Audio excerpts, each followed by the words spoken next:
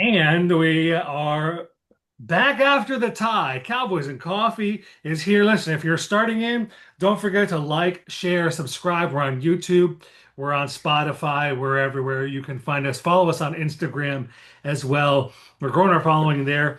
D, you're here as usual. We have our new guest, I guess permanent guest, permanent invitee, Spencer. Brother Spencer, you're here. Welcome to the show. You've been here before. Welcome back. Thank you guys. I really appreciate it. Excited. Yeah, I said if the Cowboys win or lose, I said if the Cowboys lose, Spencer doesn't make it on. If the Cowboys win, Spencer doesn't make it on. Well, the Cowboys tied. I'm just kidding. Yeah. You're here, and the Cowboys come away with what I feel like is is basically a win for the Cowboys. I know it's a tie, it's frustrating, it's all these things. The Cowboys 40-40 tie against the Packers. D, you thought they would be able to hang and win. I thought they weren't going to be able to really hang.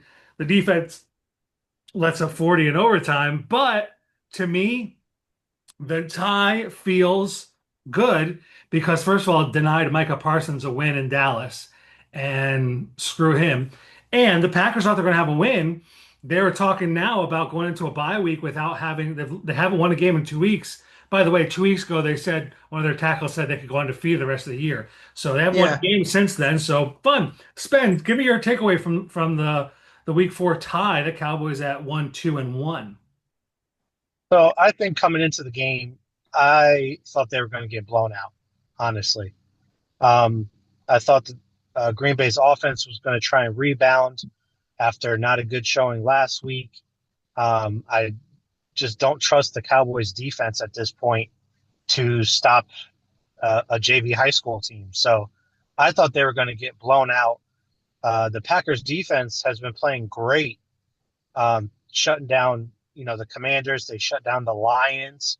So I was expecting with Hoffman and Bass going in the lineup with the O line that they were just going to get killed offensively as well. And, Dak might have struggled a little bit.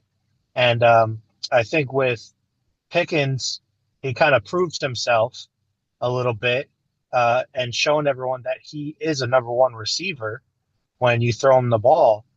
So I was really happy with him kind of stepping up, but I was not expecting the game that happened. So I was actually pleasantly surprised to pretty much come 1 second away from getting a win, which in reality it should have been a win because those last 15 seconds were just terrible by Jordan Love.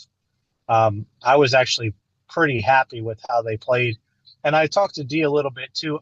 I think even though the defense got burnt, I saw them making plays during these drives.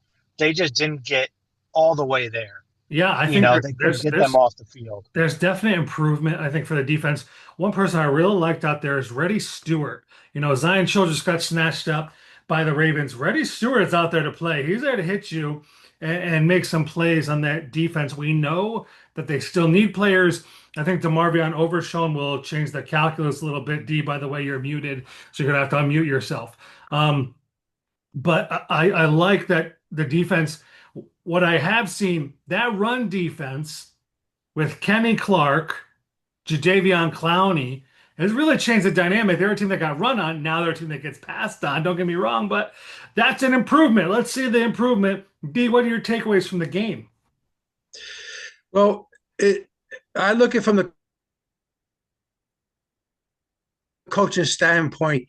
Dak and the play calling are working hand in hand, and we had some receivers step up, do an excellent job. The coach is doing an excellent job now, slowly but I told you I still believe in this coaching staff. Let me go back on the defensive side of the ball, which I love schemes. You guys know I love defensive schemes. They're going to get it. They're going to get better and better. Now, if you look at this game, a lot of people thought, even their own son right there, Spence, thought they were going to get blown out. National television, ESPN, they thought they were going to get blown out. They didn't get blown out. That defense of the Packers, their front seven's pretty decent, and they get after the quarterback. Gary was nowhere to be found. No. And Gary's Mm-mm. been playing lights out. He's been playing lights out. And to take that Bass, who has experience, Hoffman experience, but there are subs, second string guys come in and do a fantastic job. Our attackers steal now and then. He'll give a little hiccup. And the other one, number 60, Guyton, he hiccups now and then. I don't see why sometimes he doesn't get out of that stance, which is another thing. They are improving, though. That run offense, those guys, that offensive coordinator and that offensive line coach, I love them. And I also love the defense. They'll figure it out. Remember, it's a long season. And let me just say this right now. Suns, they're going to get better on defense. Yeah, I think they'll get better just from players coming back. Against the Dallas Cowboys, Lucas Van Ness, who's a decent DN, he's not bad, he's not great. Right. He had zero stats, no sacks, no tackles, nothing. Not a. No, I don't even know he was Oh, on. he's a good white boy. That's right. That's right. Now, we've talked about the Cowboys' depth ad nauseum here. Brock Hoffman steps in at center. Bass steps in at right guard. He's a much better right guard than left guard. Problem was Zach Martin was there, so he wasn't getting any run. But he has played admirably.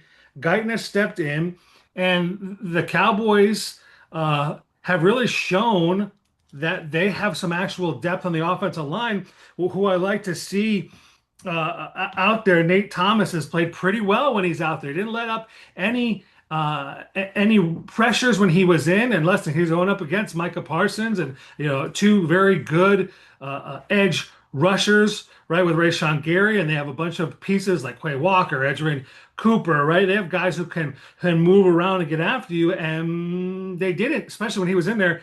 I think the reason why he filled in at left tackle is because Guyton got a concussion, but he should be fine this week. I think he's going to take over at right tackle. Spen, you mentioned George Pickens actually playing like a number one. He's 10th in the NFL right now in receiving yards with 300 receiving yards. And those are big step ups. Dak Prescott, as I've been saying and will continue to beat this drum, is playing as good football as anyone in the NFL right now. He is a one catch, one CeeDee Lamb catch or two away from having this team 2-1-1, and maybe a defensive play away from 3-1, and really talk about him in the MVP voting. And I hate doing it this early. What I mean to say is that he's playing elite level football. Real quick, Paul, Yeah. before we move on to Dak, one thing that I saw with the offensive line with the substitutes that I loved was Hoffman and Bass were getting into fights after the play. They were pissing those guys off so much, and they were fighting them.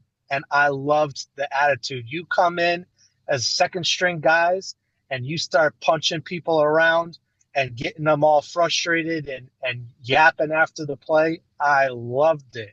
And I saw it on multiple occasions too. Yeah, and we need some of those guys that are come in. Wanye Thomas has to play more now. Malik Hooker might be out a week or two, so Wanye is going to start to see some more action back there. And that's the thing. That's why I like a guy like Reddy Stewart. I need guys who are about to get in there and play hard and scrap and fight and do whatever. I think this could very well be the week that Jaden Blue starts to get some touches, depending on what happens with Miles Sanders. He's dinged up a little bit. There has to be something. And the offense is moving and grooving. Even Dak put up 40 points against a top 10 defense without his number one receiver, his center, his right guard, right? And he's out there throwing the ball to Jalen Tolbert, who actually caught it for once, having Right. Betsy, and he still put up 40 points on this team.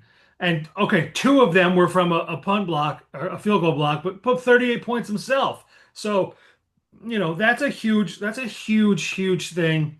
And Flournoy, he looked really good too. I think there's still a lot of pieces that they're gonna continue to maneuver. What Jerry hasn't said, and what the truth is it is a soft reset.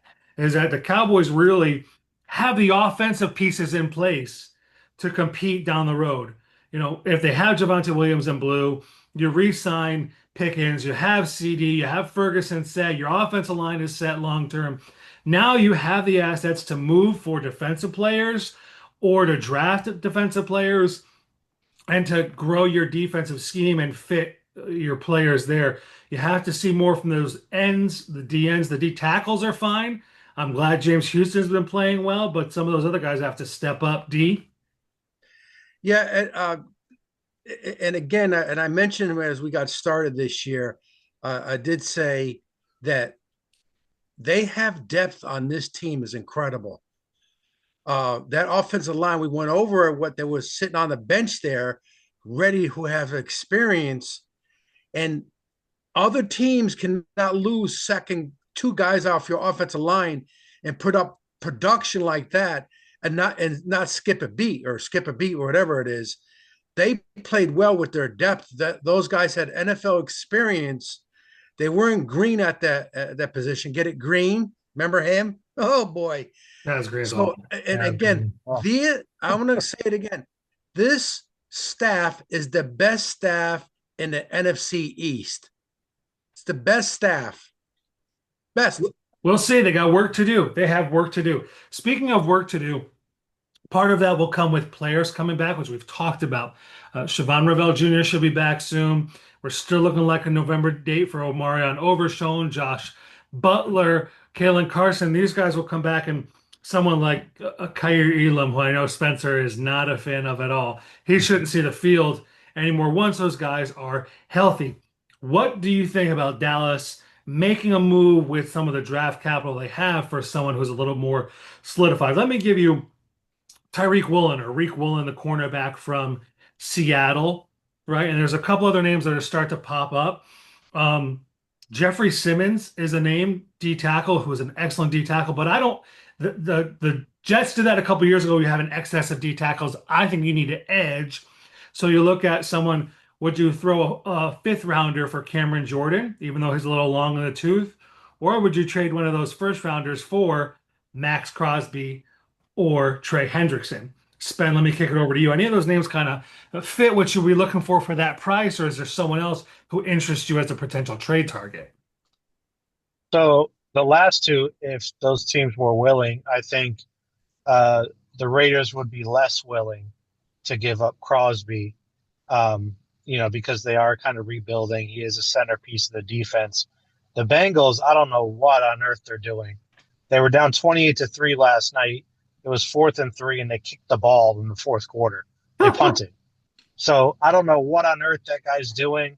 Um, I would much rather, if I'm going to give up a first round pick, I'm going to give it up for a D end who would want to be somewhere that he's appreciated to save him from playing in Cincy to being a star in Dallas. And the production's there. He's led the league in sacks before. I think he's a gritty guy. He kind of fits the mold of how they're trying to shape the culture of the team. He's gonna, bring his lunch pail to work, and he's not gonna be dancing or doing anything crazy. He's gonna go and sack the quarterback. But I think they desperately need help at D end. I wouldn't mind the Woolen trade, not for any of those first round picks. Obviously, it would have to be a late round pick. But he's tall, he's fast, and they always need help at corner because Diggs and Bland do rock paper scissors shoot at the start of each game to see who's going to get hurt first. But yeah, they definitely need a D end. I'm not sold on Ezra Who right now. Who had a He much just better seems game this last week than he did. There are a couple of pressures. He's still only 4 games into his career. Don't get me wrong, but I hear what you're saying. It's not like he's had a Javon Curse rookie year. D, what do you got over there? Okay, so here's where I stand. Cannot panic. Do not panic. And if we're not in a position as we gave up for Charles Haley, because as soon as we got Charles Haley, you guys were very small. Spencer, you were very small. And Paul, maybe you weren't small, but you were younger. We're not where we are with Charles Haley. He's not a Haley out there. The guy from the Bengals is a legit player. Don't get me wrong. We cannot panic. Don't need to panic. It's a long season, and we're not a Tony Dorsett away like that draft for the next year. They got him and gave up some picks and draft. We are in a great spot because I'm going to give you some inside scoop. The Eagles are going to turn on each other.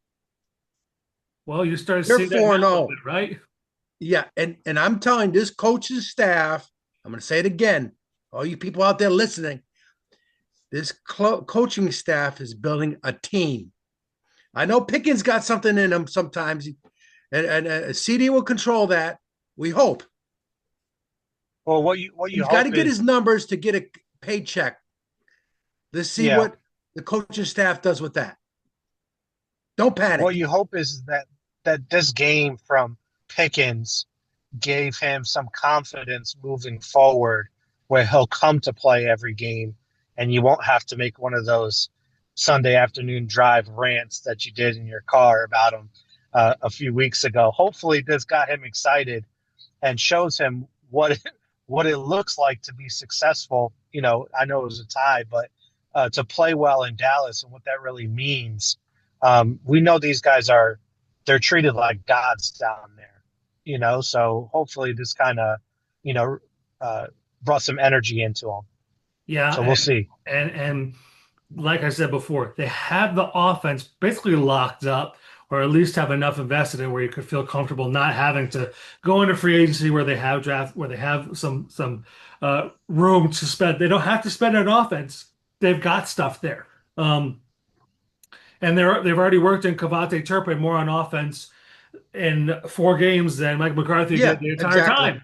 So, and plus, I trust the offensive coordinator, the offensive line coach, running backs coach.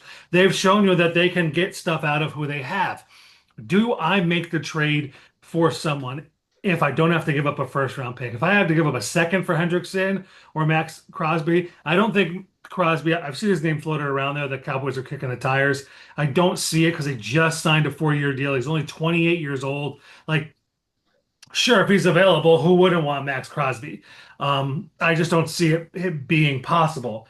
I would hold on to the draft capital because the window is not open yet, but I feel like it can open back up very quickly, and you stack some talent and have those players on your team. Two first round picks next year and the year after that would be very helpful for a team who still needs to continue to add depth to the roster, and that's what they have now. So I would, for me, I'm holding off. I'm holding off unless I'm not trading a first round pick. That's just me. Well, and, listen, and let's just say this. If somebody comes asking, that might be considered with the Bengals. So listen, what can you give us for him? You might do it then if they come asking, but if you go there, you'll have to give up too much. And I'm not giving up ones. No, no, no, no, no. Right. We did the Joey Galloway thing before. No, no, no. No, we're too young. Dak's still in his prime. You have like guys still in their prime. No, no, no, no, no, yeah, no. I wouldn't mind doing a first round pick because we have an excess of them. But my only issue is you're going to give up a first to get Hendrickson or Crosby. Hendrickson's going to need big money. Crosby's going to need big money. They both Then signed you, extensions. They both signed yeah, extensions. Well, only 1 year. yeah, The Bengals only got 1 year, Of 30 course, you're million. right. yeah, but Crosby, he's going to want big money first for first round picks that will be on rookie deals. that's I always think the it thing. kind of it defeats the whole purpose. You should have just signed Micah And if Parsons if then. we know Cat Boy Stephen Jones, he ain't moving him unless it's Max Crosby who's already signed under that deal. All right, we've looked back at last week. We've looked right now where we're at, looking forward at the current roster. What about this coming week against the New York Football Jets here in DC? Quick sidebar. Dak, just so we can wrap up last week, was 31 of 40, 319 yards, 3 touchdowns, a QBR of 94.4, and a 124.9 QB rating. That's insane. We're going up And a against rushing the touch. Correct. We're going up against the 0 and 4 New York Jets, who are a miserable team. They can't seem to do anything right. What is something you're looking forward to for the Cowboys in this game? And what's something that worries you about the Cowboys? D, I'm going to go to you first on this one. Thank you. I watched the Jets yesterday. Justin Fields, he's a runner. He can take the ball from 40, 50 yards out and score from there. He has that ability. That's his ability to run. Okay. They have to play smart defense and again, learn the system because you can't have this team who have one weapon and a quarterback who has I'm going to say above average ability from the pocket. Doesn't I don't think he stinks. He does run out. He's a threat out of there. You still got to place, got to give up field goals. You can't give up 3 touchdowns to this team. I'll give you 17 points on that defense. Do you have to sack him? It's going to be very difficult to sack him because he gets out of the pocket. But you have to still play contained defense and also give him a different look because they're going to study that Tampa 2 zone. What do you got, Spen? I think it's a good tune-up opportunity for the defense because, like he said, they have one weapon on the outside, and he's a weapon. So it's not like he's some bum. Garrett Wilson is very Yes. talented. Right. Yeah, it was an egregious offensive pass interference call against him last week. It was heinous. Yeah, It was a horrible call. You would have thought that yeah, was a WNBA ref making that call. It was so bad. yeah. It was terrible. But they have someone uh, that the secondary can focus on tuning things up, which leaves the front seven on tuning up the run defense. So I think it's going to be good. Fields is going to want to take off and run too. So you get the secondary working on containing Wilson, kind of working out some of those kinks. We'll see if Thomas is in there at safety, if the back end looks a little bit better with Thomas there or not. And then that front seven working on containing Hall and Fields. It should be a good tune-up opportunity to kind of fix some things because it is, this is an NFL team, but obviously this is an 0-4 NFL team. It is not a home field advantage. That's another thing. The Cowboys are used to playing in Giant Stadium, so that's a big. They're comfortable there. Yeah. Now, D, you've talked about this before. You've said Cowboys you think are making the playoffs still as that 7th seed. If they're going to, this has to be a team they beat. There's 3 teams in the NFL without a win. The Jets are one of them, as well as the Titans and the Saints. That's the caliber of team that they've shown themselves to be so far. So you can't let them off the hook, right? They lost to the Dolphins. They lost to the Bucks. They lost to the Bills. They had a close loss against the Steelers. You can't let them off the hook and go 1-4. That you can't allow that. 1-4 would be huge. That's what I'm saying. You can't let them score more than 17 points. There's nothing there. There's one player on offense who was very good. You have to get this victory. I'll have a 20-17, but you got to get the W. You got to get the W. Yeah, the Giants have one of the worst 3rd down conversion rates in the league.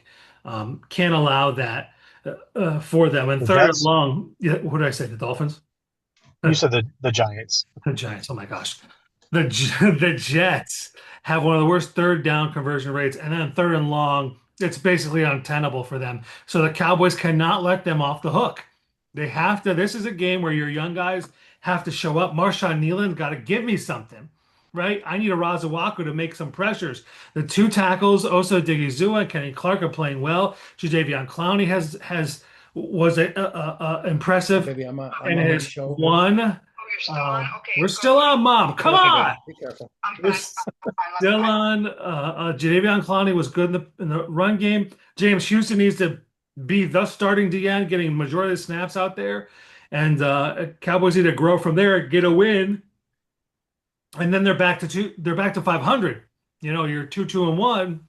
Okay, you're right there. You're in the ballpark for a playoff spot. You're working your way up.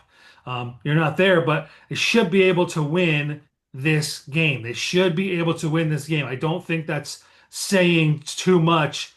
Let's see what Matt Eberflus has this week. They try to simplify the stuff.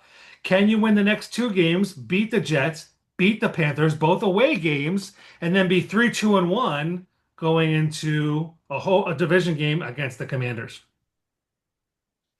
Well, listen, am I going, Spencer? Or you want to say something? Go for it. Come on. No, you go ahead. Yeah. Listen, they better win these 2. Okay, they better win the 2.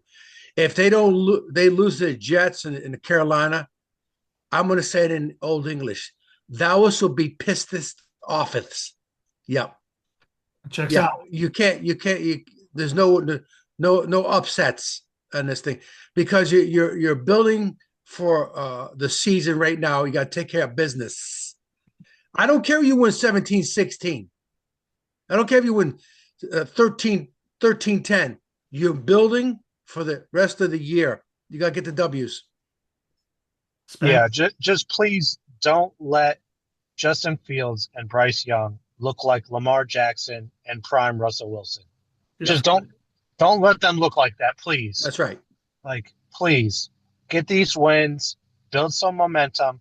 The Commanders, that play calling is not looking great this year offensively. They're winning some games, playing some inferior teams, but you can get the ball rolling and get a good division win against a team that you're chasing for one of those playoff spots. So tune things up, fix things up, and I think Eberflus is going to start making some of those once those guys come back and the depth is there. Um, I think they can get things rolling. Yeah, I'd like to see them start to make a move upwards in the division, the conference, because another win starts to put you there. Green Bay doesn't have a tiebreaker over you, right? That's a big thing with the tie. Sure, you wanted the win, but with a tie, they don't have a tiebreaker over you, so they still have a tough division to fight their way out of. And they haven't shown you the last 2 weeks that they can dominate anybody, losing to the Browns at the time with the Cowboys. Atlanta, do they scare you? Minnesota, does their quarterback situation scare you? Arizona scare you? Chicago, we're going to come back and get one on them. I would love to see them. They're not going to be in the playoffs facing each other unless something crazy happens, but Well, still. give you one quick story on revenge. There's a Thursday night game back in 1978.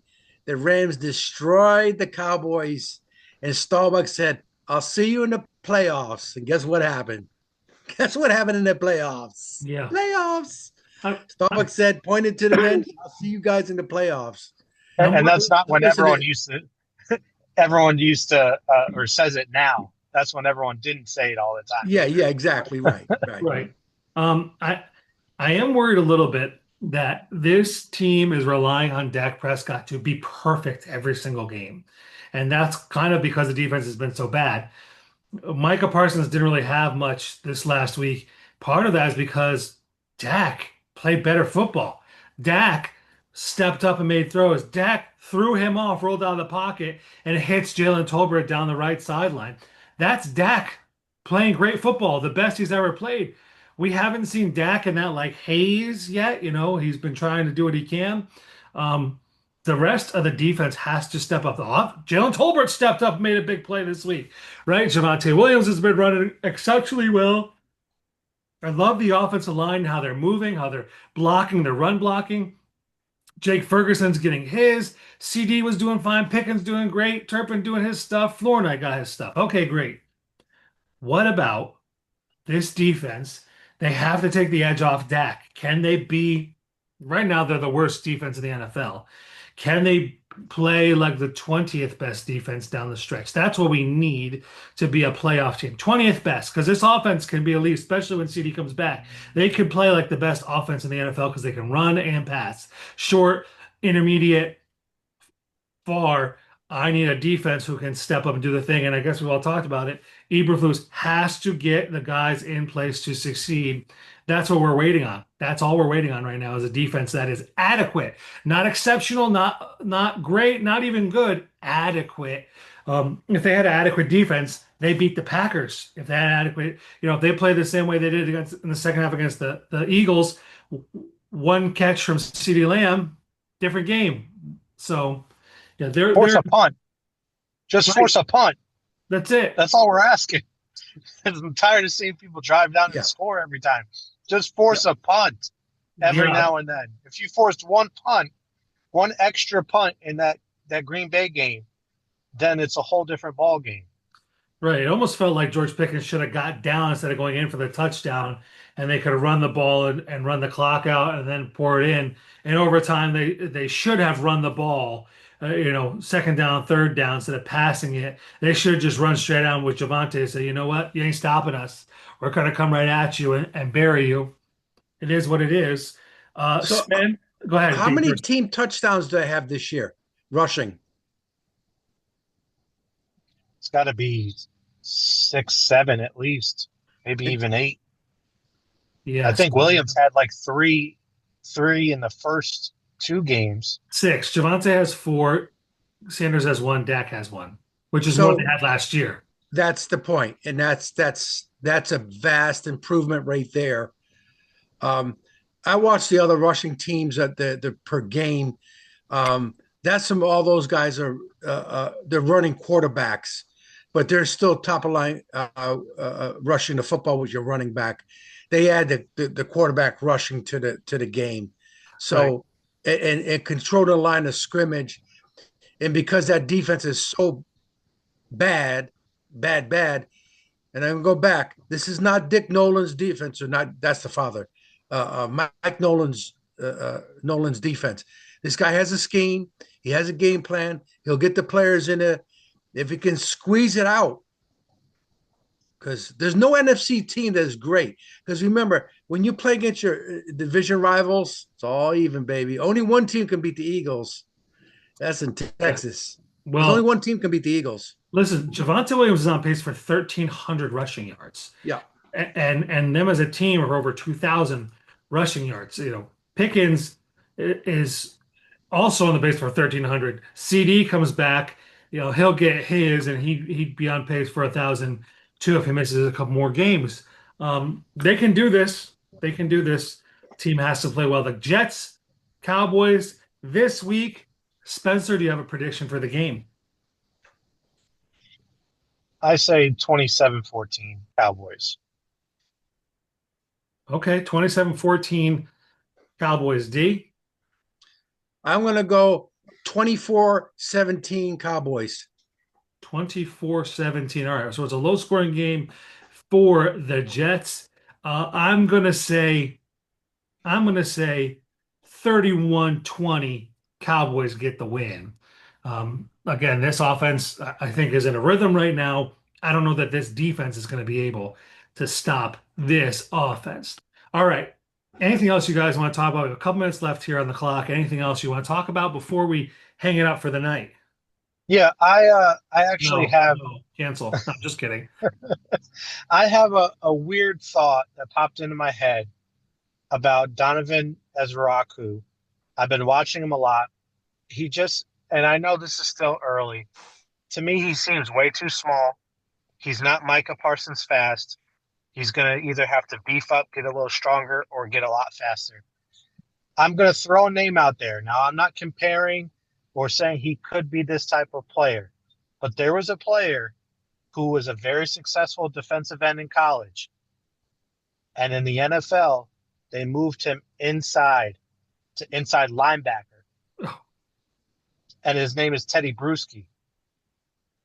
And I can see from this game that Donovan has a nose for the ball. He might not have the body to rush the passer per se, but putting him inside might, open up some lanes for him to fly through, use the athleticism that he has he might be able to make some plays. It's just a random thought. I thought about Teddy Bruschi. I remembered him being a DN in college, moving him inside. Bruschi, Paul, do you 6'1", remember watching him? 248. Yes, that he was awesome. He He was was Yeah. awesome. 6'1", 248. He played at 255 in college. Ezraku, 6'2", 247. They're practically the same exact size. He's just, he's got 4.6 speed, but I think putting him in the middle, I could see him with a nose for the ball, getting in there and making plays in the run game with that athleticism. Not bad, Sven. Not a bad pull here. I like where we're Well, headed at. here's what I'm saying. He gets 2 sacks this weekend. He's getting closer. He's going to get 2 sacks. The tackles from the Jets are really bad. They're not good tackles at all. And he's going to be on the strong side. That right tackle stinks. He's going to blow right by him for 2 sacks. Now, So now, that's what I got. here's why it's been hard to develop a guy like Justin Fields. We have 3 minutes left. Let me sneak this in. The league has switched to too high safety shell, right? Nothing goes deep, make everything stay in front of you. Passing yards are down, which we've talked about. Also, with a lack of hitting in the preseason, the offensive line does not have time to gel, and offensive line play might be the worst we've seen in 40 years. That's not an exaggeration. Across the league, the worst we have seen. So the Cowboys having depth is a huge advantage. The Yes. Jets lost Elijah Vera Tucker, which was by far their best lineman, and they've been serviceable. But I think the Cowboys should get after it this week. Force Justin Fields to run. Force him to run. Okay, fine. And you know what? Hit him and hit him and hit him again. Rather him do that and then have guys like Kenneth Murray or whoever's out there run after him. Maris Leofold go level him and hit him, and so be it. But the Cowboys having that advantage, having a backup center, guard, and tackle who can come in and play, that's huge. Oh, And absolutely. hasn't been stated enough. We've tried to hammer on it here. It's been huge. The picking, developing, growing the players has been phenomenal for them. Okay, we have just over a minute left. Either of you guys want to dedicate this episode to anybody? I do. Okay. Um, my coworker Deb Brenner, the best. Lost her husband this week. I love her. I get to pray with her when I'm having a good day. I go in that room. I miss her. I haven't seen her all week. This is for her. This is for her. I Yeah, love her. got you. Spen, anybody for you? I know we've all done it before, but Dak Prescott. I've been sick and tired of the Dak slander for years.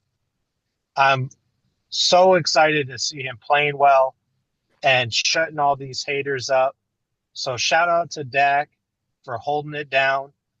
You know, we've had your back for a long time now, and I'm glad that other people are finally seeing, what you can really do. He has control and command of the offense. And I told D the other day, Hurry it I up. We don't got a minute see left. Hurry. I don't see other quarterbacks changing plays the way Dak does. You Correct. don't Listen, see it that's anymore. that's it for us. Don't forget, like, share, subscribe. Cowboys and Coffee. We're on Instagram. We're on YouTube. We're everywhere, baby. Two Come sacks. see us. Spen, we'll be rolling you out on social media Good soon. job, sons. See you, everybody. Peace. Peace.